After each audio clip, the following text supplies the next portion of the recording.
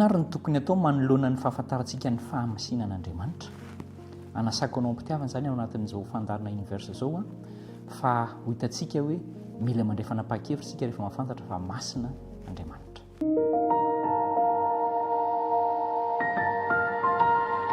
Misaotra an'Andriamanitra ary faly aho mahita anao indray dia miarabanao ampifaliana hatrany ihany koa manasa anao hiaraka ao anatin'izao fandaharana izay ampahirizana antsika fampahirizantsika ao anatin'ny fandiniana ny soratra masina izao. Ndao hivavakantsika aloha. Ray malalo, ianao no mahalala ny zavatra rehetra ao anay. Tianao zahay ary tonga amin'ny fahalalana ny fahamasinanao sy ny fanaovana araka ny sitraponao kosa no iantsonao anay androany. Ampio izay ary atakatra izany eo ambanin'ny fiadidianao fa amin'ny anaran'i Jesosy no angatahana izany. Amen. Manana lohevi-dehibe moa tsika eto ilay hoe mahafantatra an'Andriamanitra. Fantatro tokoa ve Andriamanitra? Mety miteny ianao hoe fantatro tsara izy ka. Indraindray ary tsika manitatra mihitsy hoe fantatro tsara ohatran'ny paosiko kanefa dia mety ho diso ihany izany fiheverana izany. Fa izao inona no tokony ataontsika manoloana ny fahalalantsika fa masina Andriamanitra?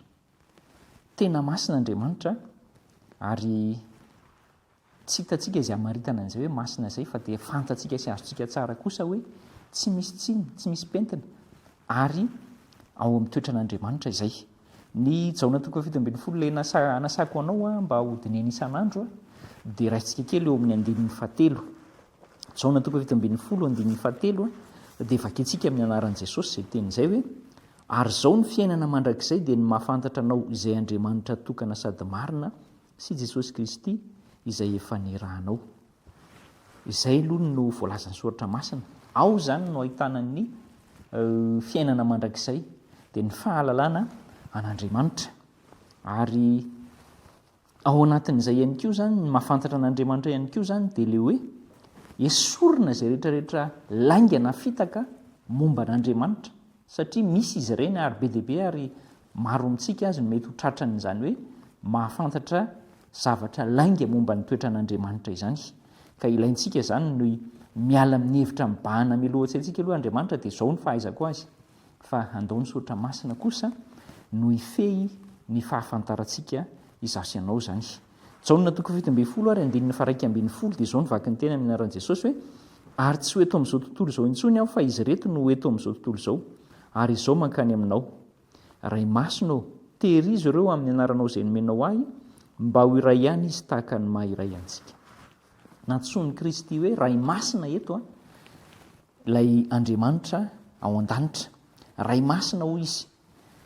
Matetika fitenintsika andavanandro tokoa hoe masina be io ny olona anankiray rehefa hita hoe ohatran'ny metimety na hoe tsara toetra na manaraka be ny soratra masina ny ataony amin'ny fiainany.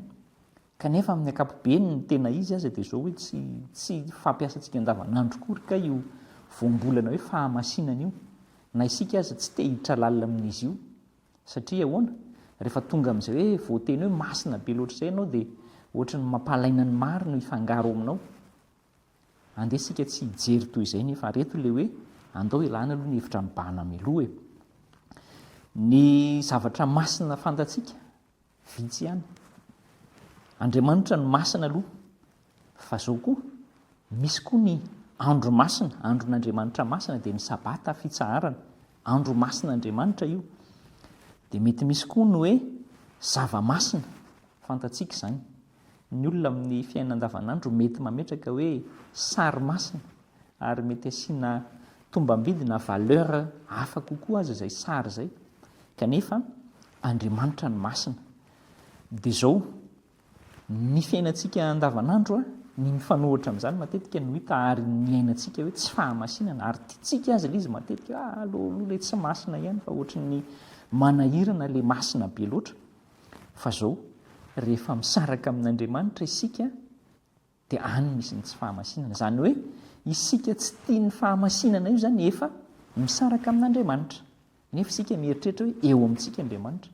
Andao andinika lalina sy andinika tsara mahakasika an'izay. Ny maha izy azy an'Andriamanitra ny tokony ho ivon'ny fiainantsika ary tokony ho takantsika tsara ilay hoe masina Andriamanitra. Ny dikan'ilay hoe masina aloha izany voalohany dia hoe tsy ahitana ratsy na ota mihitsy eo aminy. Tsy misy an'izany eo amin'Andriamanitra. tsy misy ifandraisana amin'ny fahotana sy amin'ny raha faharatsiana sy amin'ny fahamazinana velively Andriamanitra fa tena tsara zato isan-jato izy. Indraindray aza moa tsika mbola manovana ambonin'ny zato isan-jato hoe arivo isan-jato na ohatran'izany fa zato isan-jato zany le fahafenona tanteraka. Ary dia ny fitiavan'Andriamanitra ihany koa dia fitiavana masina. Mbola hitantsika moa izay fitiavana izay. Fa fitiavana masina ny fitiavan'Andriamanitra fa tsy hoe fitiavana fotsiny arak'izay heveran'ny saintsika olombelona azy. Tsy misy fitiavan-tena io ary mihevitra ny hafa mandrakariva izany fitiavana masina izany. Manentana antsika atoky an'Andriamanitra kosa nefa ny fahafantarantsika an'izay hoe fahamasinana izay. Andao atoky azy, andao atahotra azy satria izany no tokony hanosika antsika. Matahotra azy sika rariny izay satria mendrika an'Andriamanitra ny tahotra. Tahotra miaro fanajana amin'ny fahamasinana kosa nefa izany. Tsy voafetra ny fahefan'Andriamanitra ary hery masina ihany koa izay herin'Andriamanitra izay tsy voafetra izay. Fa tsy hoe hery ampiasapiasaina fotsiny na hoe pouvoir ampiasaina amin'izay itiavana azy fotsiny. Ary dia ny fahamasinan'Andriamanitra io mihitsy izany no mahatonga antsika hoe ho voantso ao amin'ny fitiavana marina an'Andriamanitra. Antsony ny fahamasinan'Andriamanitra tsika ity azy dia zasy anao izany.